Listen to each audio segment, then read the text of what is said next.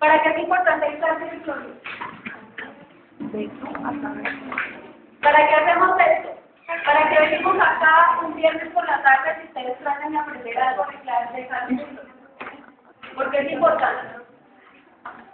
¿Alguien? ¿Nadie? Entonces, el calcio, ¿qué importancia tiene? Es el más abundante en nuestro organismo. Aproximadamente de 1 a 1,3 kilos de nuestro peso es calcio. Obviamente el 99% de ese calcio o el 90% de ese calcio ¿en qué está? Los huesos. En los huesos, en forma de hidroxapatita, ese 1% restante es en tejidos blandos y en tejidos celulares. En el cuero, el 50% del calcio está libre. El 10% es sólido bicarbonato, lactato, fosfato y nitrato, y el 40% de este 1% es sólido proteínas plasmáticas. Eso también depende del pH. Porque va a depender del pH porque está unido a sitios cargados negativamente. ¿Qué carga tiene el calcio? Positiva. Entonces, también, ¿qué va a hacer? Ahora, ¿qué le pasa a un paciente cuando tiene el calor? ¿Qué es el calor?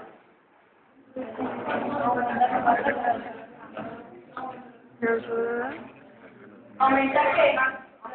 Aumenta el pH, ¿verdad? Si aumenta el pH, ¿qué significa? ¿Qué carga? Si el plasma está con un pH alto, ¿qué carga tiene? ¿Tiene? ¿pH qué significa? ¿De qué? De proporciones. ¿Eso significa que proporcional a qué? A las cargas positivas, ¿verdad? Entonces, en teoría, un pH alto significa que hay muchas cargas ¿qué?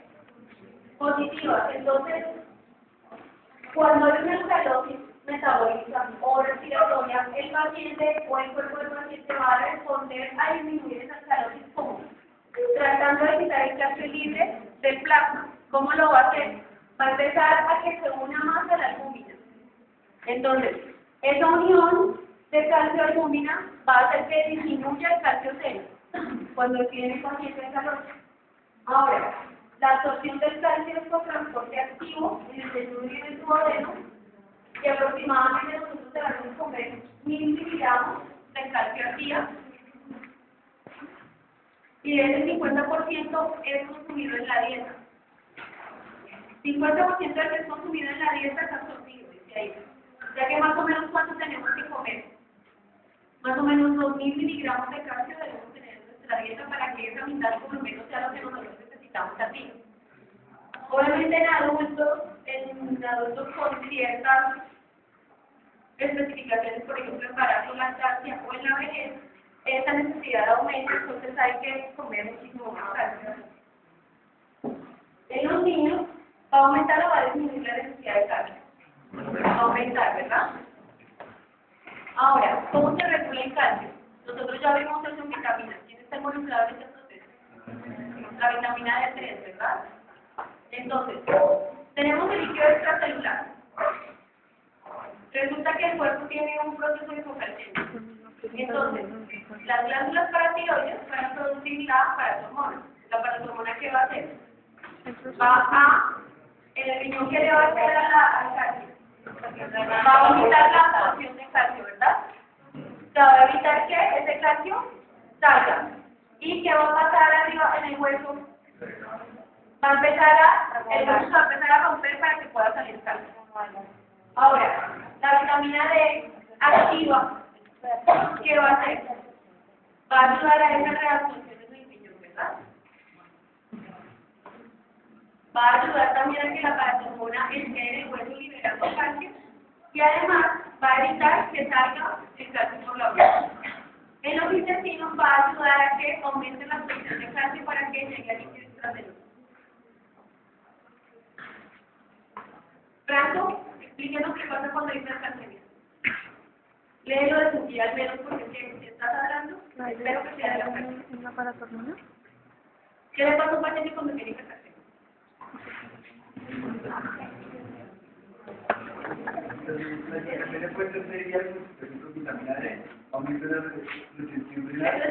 Eso es por qué pasa, pero ¿qué le pasa al paciente?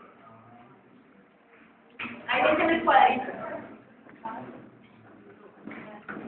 ¿Cómo hace el cuerpo para regular esa La cantidad de vitamina D con la paracetamol. calcio? La calcitonina. ¿A nivelar qué? Calcitonina con la paracetamol. La tiroides, para los que tenían esa respuesta en el quiz, van a producir calcitonina, que va a hacer todo lo inverso. Entonces va a tener líquido celular, va a empezar a formar más huesos y va a ¿qué? Aumentar la liberación de calcio por el riñón. Ahora, la concentración normal de calcio ionizado, ¿qué será calcio ionizado?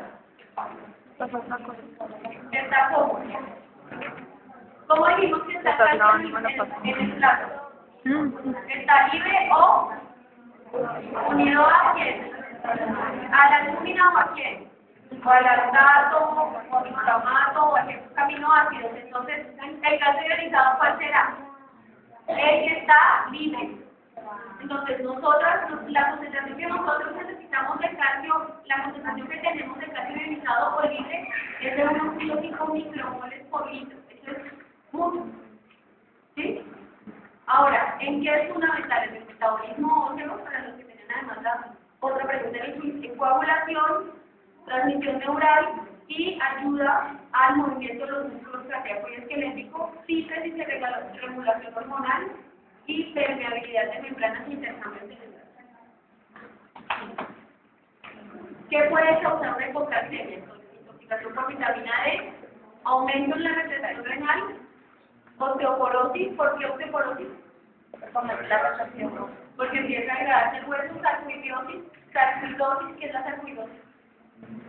Tirotoxicosis, esto es un daño en la tiroides. Entonces, ¿qué va a pasar? Se van a empezar a liberar todas las hormonas que aumentan la excreción de calcio de los huesos o la reabsorción de calcio. Hiperparatiroidismo, mieloma múltiple, y hay una enfermedad que se llama hipercalcemia idiopática infantil, que también aumenta los volúmenes, las concentraciones de calcio. Antiacidosis funcional, por favor. Para los temas de aplicación, esta antiacidosis también la van a buscar. Ustedes tienen ahorita, van a trabajar en los temas de aplicación. Un grupo trabaja en los temas de aplicación, mientras el resto, una parte del grupo trabaja en los temas de aplicación, mientras el resto de la parte del laboratorio de medir con las pipetas. Entonces, de esas acidosis también la van a buscar. Nefrolitiasis y acidosis metabólica.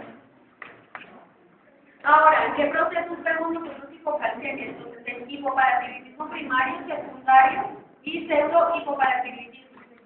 Deficiencia de la vitamina D y malnutrición. ¿Esto con qué tendrá que ver? La malnutrición y la malabsorción. Cuando nosotros hablemos de una patología porque algo se aumenta o porque algo se disminuye, tenemos que entender qué le pasa a esa molécula. Entonces, una hipocalcemia, ¿por qué una malnutrición o una malabsorción intestinal causa? ¿Por qué una de esas dos patologías causa que haya una hipocalcemia? ¿Qué le pasa al calcio? Porque el calcio, ¿por dónde entra? Por el yeyuno, ¿verdad? Además tiene un transporte pasivo. Si hay un daño en el intestino, no va a poder hacer esa absorción. Ahora, ¿por qué si una está deficiente de vitamina D también va a tener hipocalcemia? Pues por la presión que tiene la vitamina D en el metabolismo. Entonces, si ustedes entienden qué le pasa a una molécula dentro del organismo, van a entender por qué le pasa a ese paciente cuando se aumenta o cuando se disminuye ese parámetro. Esto es como la pausa para que ustedes puedan en cuartos minutos entender todo el metabolismo que van a ver. Entonces van a ver metabolismo de glucosa, de lípidos, de aminoácidos, y si no entienden qué le pasa a esa molécula, no van a entender por qué el paciente tiene ciertos parámetros aumentados o disminuidos. Ahora, el cloruro, ¿por qué es importante? El cloruro, el calcio, el sodio, el fósforo, ¿qué son?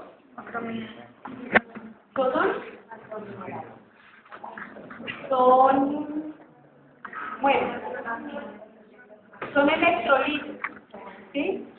Los electrolitos para qué son importantes. Porque regulan la presión osmótica y qué más.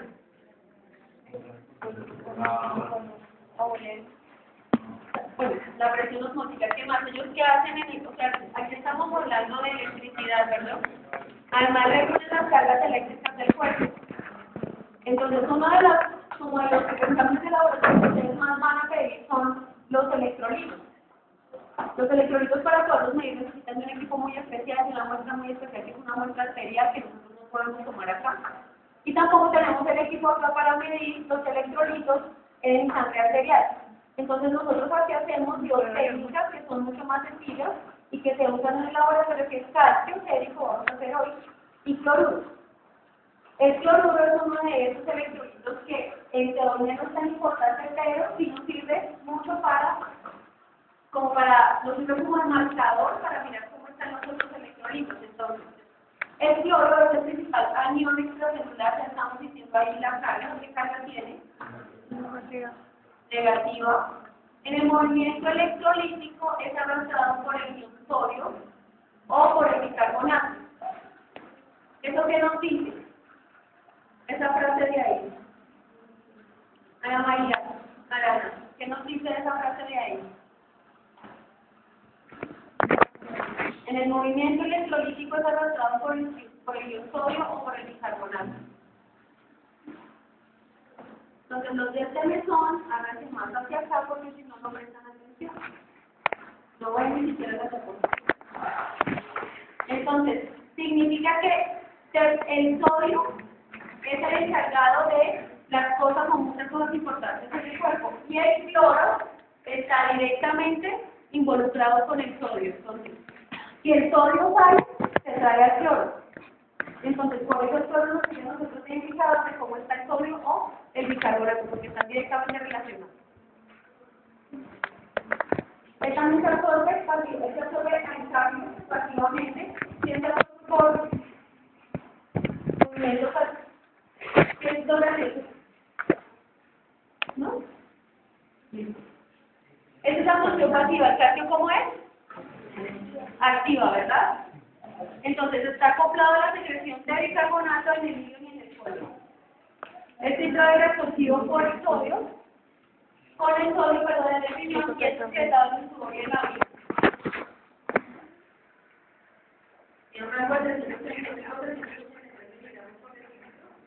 Y su función es mantener el balance hormonal, que es la osmolaridad. Bueno, entonces vamos a ver qué vamos a hacer. Ustedes ni siquiera le tienen las piezas. Entonces, tenemos tres tubitos. El resto de la explicación la pueden ustedes leer en la guía porque ustedes están perdidos. Están nulos. Si hago preguntas finales, ni siquiera se intento responder. Pero realmente nosotros gastamos mucho tiempo preparando la clase, preparando la explicación, preparando los reactivos, para que ustedes lleguen acá y ni siquiera cumplan su parte, que es ser los estudiantes, participar, estar acá, leer la guía, saber qué vamos a hacer. ¿Alguien sabe qué vamos a hacer hoy? Alguien que me diga qué vamos a hacer con los tubos que están ahí. O si no, no hago más explicación porque no va a tener mucho tiempo.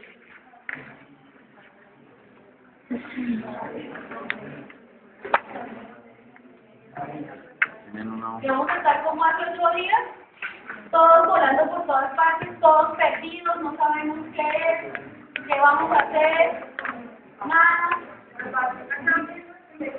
Los que leyeron ¿qué vamos a hacer? Lo que vamos a hacer es participar en canciones, pero vamos a usar en el caso que silencio, necesitarán hacer las cosas que es una molécula que colores de calcio. Eso mira el calcio, según estas moléculas de calcio, vamos a ver el calcio, que está pues, a un grado de 6,75. ¿Para qué? Para que eso trata para que se pueda decir el calcio de la alimentación, todo bien informado de la coloración. Y ese cloro son magnesio de PCZ. Sí, de PCZ. El colorante. El colorante y el cloro son el magnesio, nosotros el magnesio, entonces se queda libre para mezclarlo y formar una coloración. Listo. Agradecerle a su compañera que me cambió. Entonces, ¿para qué nos sirve el cloro entonces? Para hacer el mantenimiento del balance osmolar, o sea, nos va a ayudar al volumen sanguíneo y a la neutralidad eléctrica, porque nos ayuda con el volumen sanguíneo. Porque no es regulado activamente, él no tiene hormonas que lo regulen.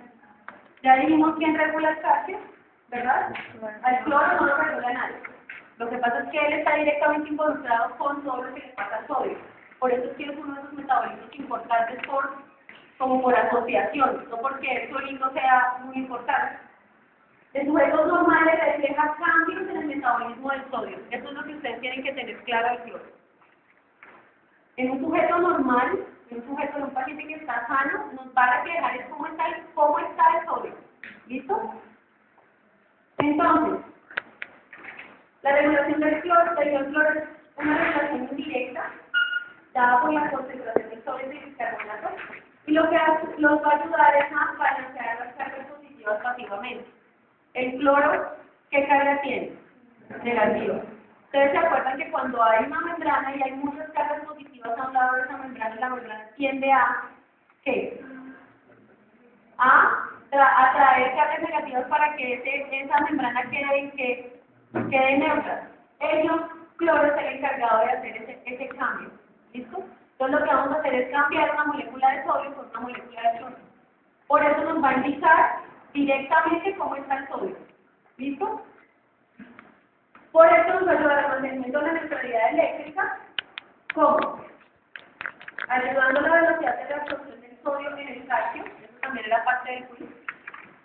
Entonces, ¿qué tanto se absorbe el sodio por vía renal? Está limitada por la cantidad de cloro que hay en el plasma. Entonces, si hay mucho cloro, ¿qué tanto sodio se va a absorber?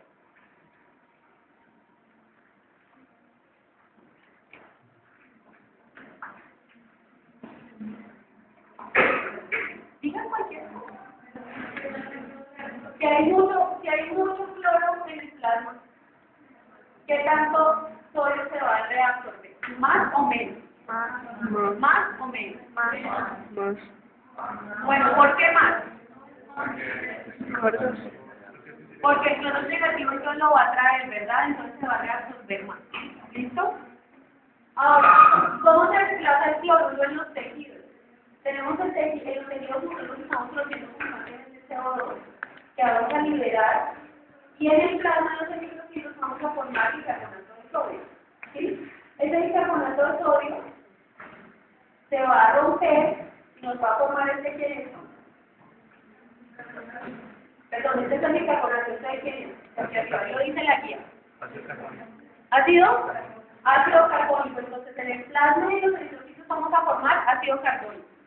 Nosotros lo que hacemos es romperlo a un hidrogenión y a un bicarbonato.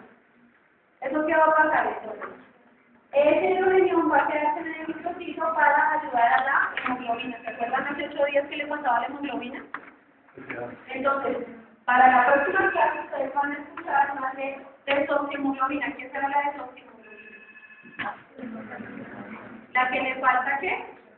El oxígeno. Entonces, en ese eritrocito, ese hidrógeno se va a pegar a la desoxiemoglobina y en el plasma se va a quedar el bicarbonato.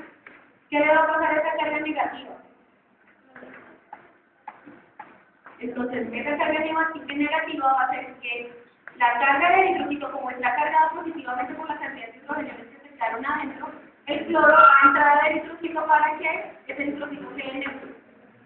¿Listo? Entonces, va a salir el bicarbonato, lo que va a hacer que entre el cloro al eritrocito para que la carga de esa membrana quede neutra. Entonces, lo que nos decía nuestra compañera, el calcio que está libre en la muestra se va a unir al arsenato 3. El arsenato 3 es un reactivo metálico que se une por cada molécula de calcio que está libre. Se va a unir a 2 moléculas de arsenato. Entonces, es este reactivo para que de una vez lo tengan en cuenta para cuando van a medir las cosas, ¿no? Para calcio. Este moradito es el de calcio. ¿Listo? Entonces, cada grupo tiene 6 tubos. ¿Sí?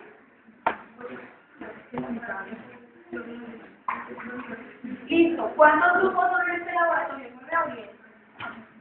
10, ¿verdad? Entonces, los grupos 1, 3, 5, 7 y 9 van a ser calcio, para que no hagan todos porque si no se van a demorar un 5. Y se intercambian los datos al final. Cada grupo va a tener los resultados de calcio y cloro, ¿sí? ¿Dónde están dormidos?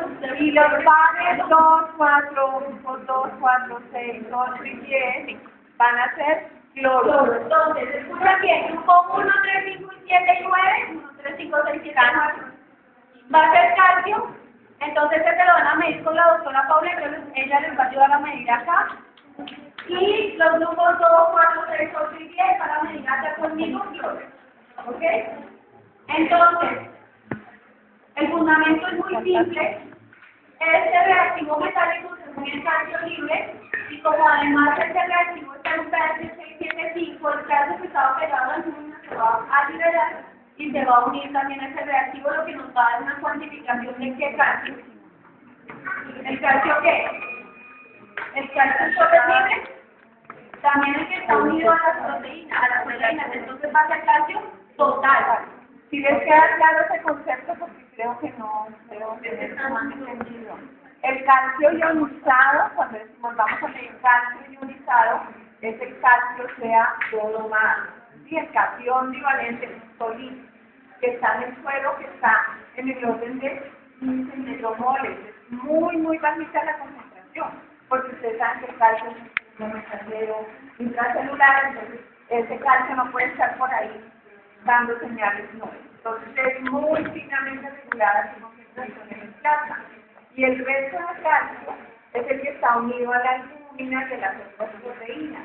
Entonces, cuando ya decimos calcio sérico total, aquí hacemos referencia al ionizado, que está en muy baja concentración, más el que está unido a las proteínas en el plasma, principalmente en un 40% a la albúmina. Entonces, ¿qué reactivo nos permite a nosotros hacer esa medición de calcio total? El inhibidor que permite que el calcio que está unido a proteínas se libere. ¿Listo?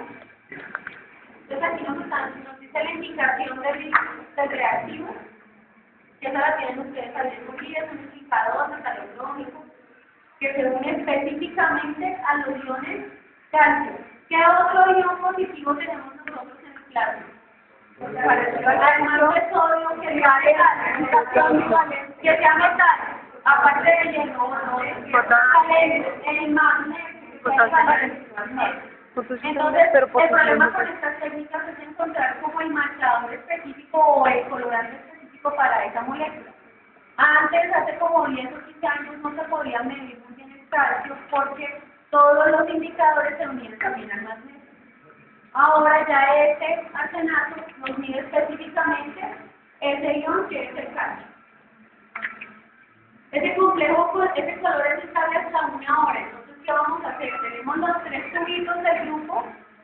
En los 3 tubitos, una persona que tenga guantes, por favor, va a medir 1 mililitro de reactivo de arsenato en cada tubito.